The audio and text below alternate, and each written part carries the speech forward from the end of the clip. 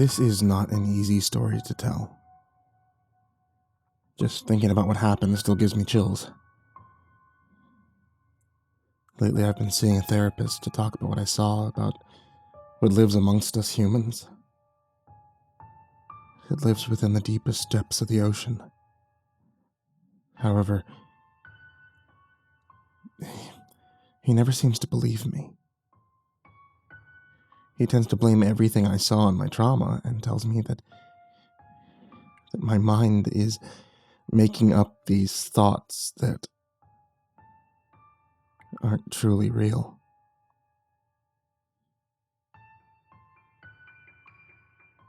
I'm writing this now in hopes that you, whoever you are, will believe my story. Here it is. I've been working as a marine biologist for quite some time. A few years, to say the least. I used to love everything about the ocean and was so mesmerized by it all. The glistening water, the plants, the sea life, even the size was all the more reason on why I became a marine biologist. It was the middle of October, and a higher up from my research team gave me a call about a new unexplored region, somewhere off the coast of the Pacific. Now you may think somewhere so far out in the ocean may have made me decline the decision to go and explore such vast open areas, but no. In fact, just the thought of the idea made me ecstatic. I accepted the offer. I made the arrangements, and I quickly set off. The research team consisted of 4 people: Mike, Liz, my best friend Jackson, and myself. Together we've explored all kinds of places, discovered the most bizarre set of animal life, and even became the first group to do a deep-sea dive inside the Mariana Trench. We were truly a fierce team, and every dive we took, every exploration that we've set out on, it was all done with little to no fear. I always have been fond of the ocean, yeah, but I can't recall a time where I was actually scared of it. That is, up until now. We set off early morning, wasting no time at all to get to our destination. So what do you think is out there? Dunno. New species, maybe? Mike and Liz loved to discover new types of animals, while me and Jackson were more fond of the plant life. If so, let's hope nothing big enough to eat us, says Jackson, approaching the side of the boat. He gazed out at the open body of water, watching the city slowly disappear from our view. He closed his eyes and inhaled deeply. Smell that? Fresh air of open adventures, said our captain, cutting off Jackson as he spoke. Now let's not try to be out here for too long, understand? It's an area that we don't know of. We all agreed, began making plans on what specific things to keep an eye on. Well, being so far out, there's obviously not going to be any type of ground level whatsoever, and chances of us even getting an inch close to it is very slim. Mike's right.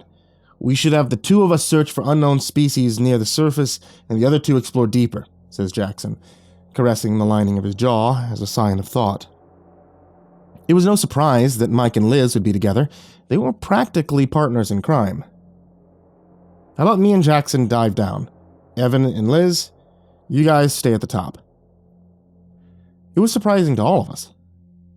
How about me and Jackson dive down? Evan and Liz, you guys stay at the top. This was surprising to all of us. Why the sudden change? I questioned, glancing over at Liz. I don't know. Just thought we'd swap our partners for once, yeah? Jackson put his hand on my shoulder. Idiot. We're all partners here, but I guess switching it up a bit wouldn't hurt. Liz approached me with a cheerful look. Then it settled. Let's make this a great expedition. Time went by pretty fast, and it was finally time for us to take our dive.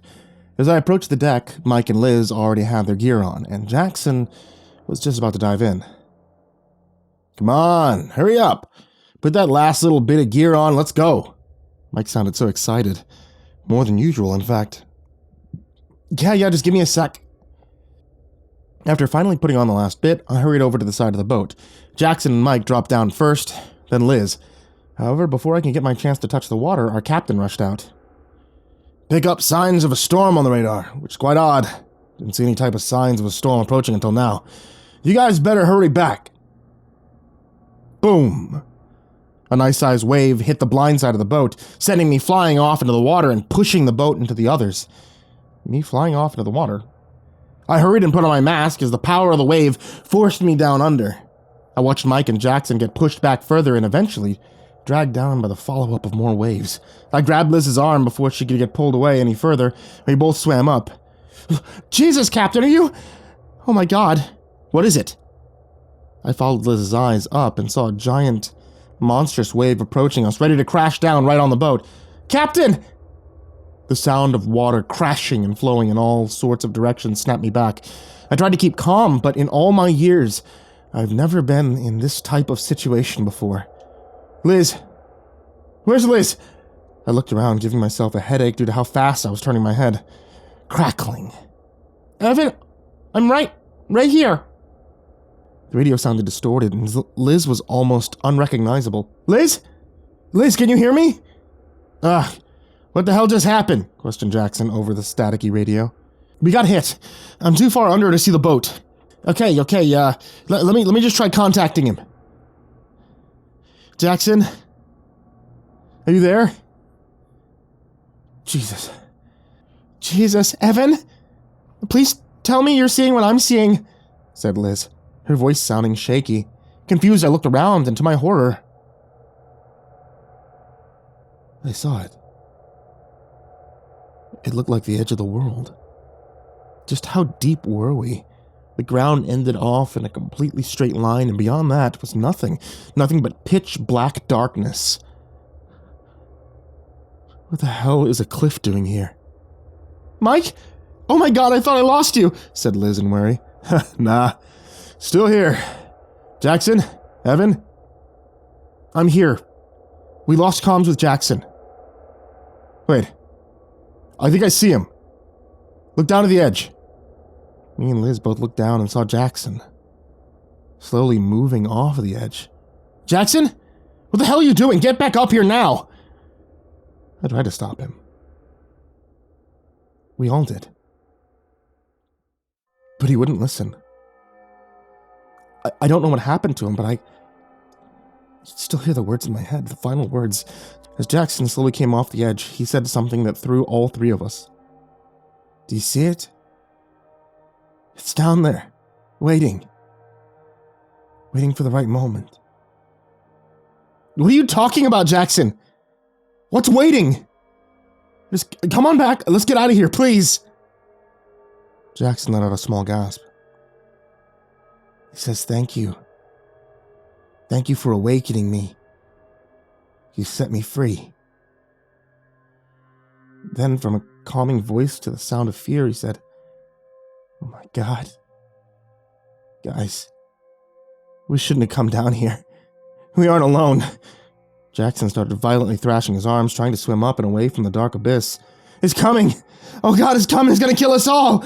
We're all gonna die! And that's when we saw it.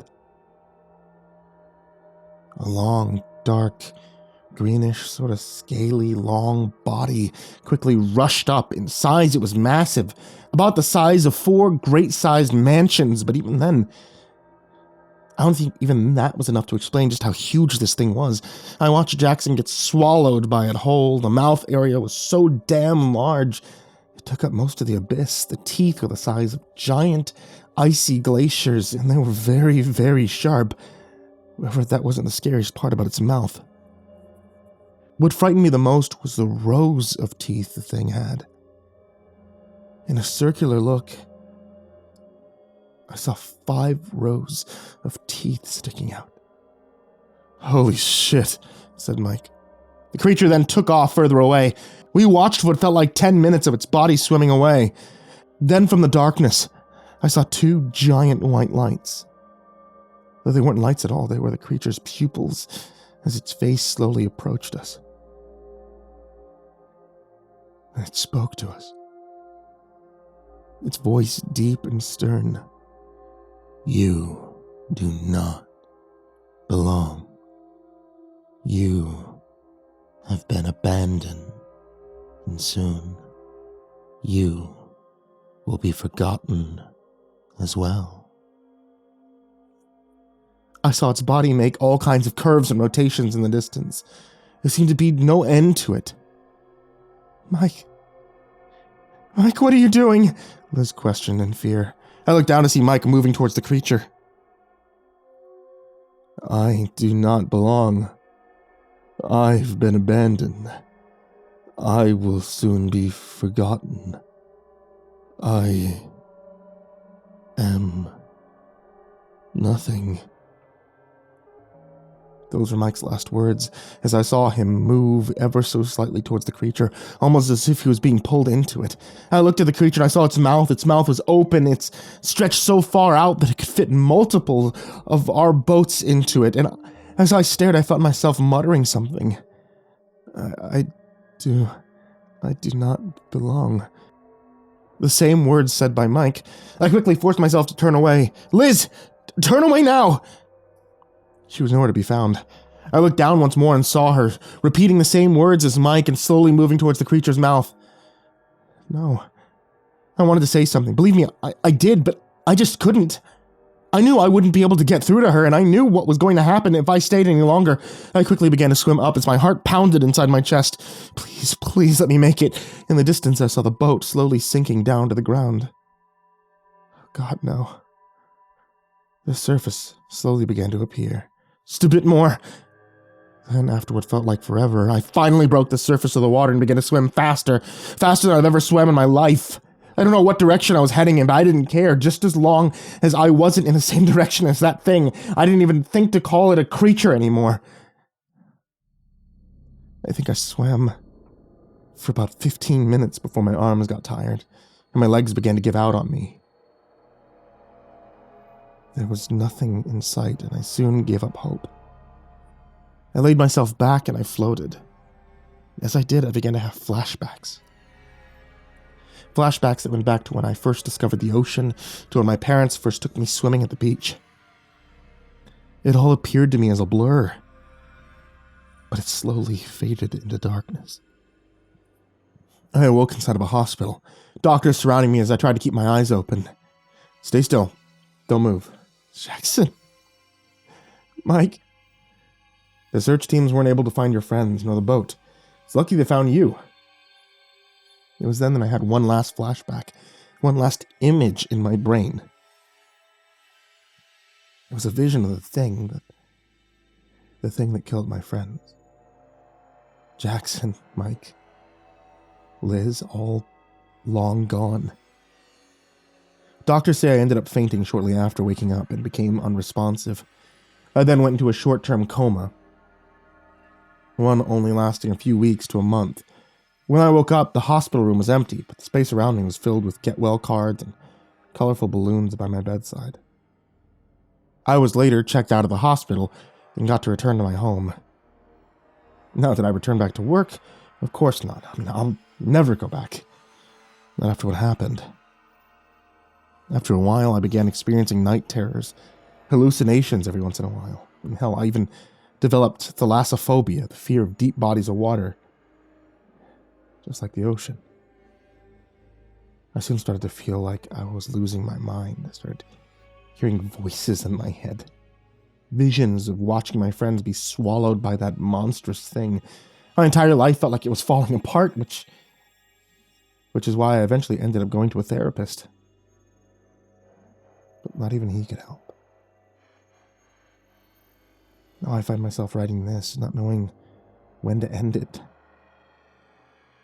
What I do know is that we're not alone. This world does not belong to us. I don't belong. I've been abandoned, and I'll soon be forgotten.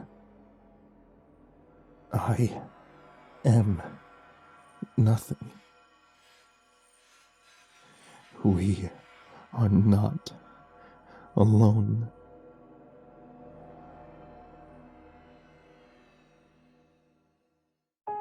Hey there kids, it's me, MrCreepyPasta, and it's the end of today's video, or today's episode of the podcast, which means I want to tell you guys, thank you so much for watching. If you guys are looking for some cool Christmas or holiday things, I got books. Hey. The Creepypasta Collection Volume 1 and Volume 2 are available now on Amazon.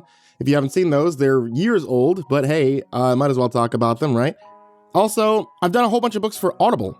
If you guys are interested in hearing more of my voice, Tales from the Gas Station Volume 1, 2, and 3 are all available on Audible. And if you use the link in the description down below, I think you can actually get your first month for free. So that's cool. Give the gift of my voice. I want to give a very big thank you to everybody on Patreon, especially Jordan Alexander Sanchez, Stephanie Butler, Brian Arce, Bobby Karman, Tristain Pelton, Chance Burnett, Diana Kraus, Crazy Kid, Mr. Marcus Blitz, Ika Limchok, Dirt Diver 030, Robert Schonkwiller, USMC, Matt Bach, Jables Raz, Masked Note, Joshua Mullen, Dan Pham, Matthew McNeese, Ben Spates, Jeremy H., Raltizal, Fikamal, Nana, The Morgan, Nick Weaver, MeltedLake, Tali Sue, Sky Mara Ravenswood, William King, Reaper 61167, Darth Miver, Micah Ortiz, Satanic Aries, aisodoehtraed, Nessie, Ronnie Hansen, Parafa Panda, Bardohawk 764, Lambda M98, Harley, Billy Morrow, Sashi Suzaku, at Grizzly Olsen Pro, My Body Sounds Like Rice Krispies, Jay, Miss Exandra, Suji Campbell, Stricken, Azarine Fox, Fried Chicken 12, Freddy Krueger, Happy Birthday Jason Willis, Infernal One, Lisa Cottrell, Caspian, Hades' Nephew, Tater Chip, Acid System, Prozac and Pancake Appreciation Society,